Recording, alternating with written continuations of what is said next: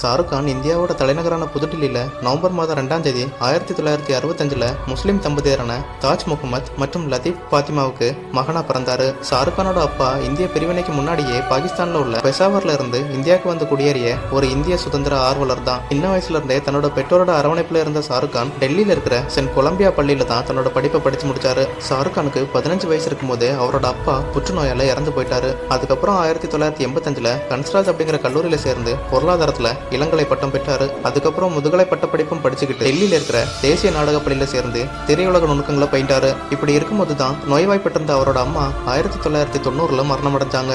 ஆனா அவங்க இறக்குறதுக்கு முன்னாடியே ஷாருக் கான் ஒரு சில தொலைக்காட்சி தொடர்கள்ல நடிச்சிருந்தாரு. அதுலயும் பௌஜி அப்படிங்கிற தொலைக்காட்சி தொடர்ல கமாண்டா கதாபாத்திரத்தில் நடிச்ச அவருக்கு நல்ல வரவேற்பு கிடைச்சது. அதுக்கப்புறம் ஹாலிவுட்ல சர்க்கஸ் அப்படிங்கிற தொலைக்காட்சி தொடர்லையும் நடிச்சிருக்காரு. இப்பதான் அவருக்கு ஹேமா மாலினி இயக்கிற படமான தி ஆக்னா ஹை அப்படிங்கிற படத்துல நடிக்கிறதுக்கு வாய்ப்பு கிடைக்குது. இதனாலதான் அவரு மும்பைக்கும் வராரு.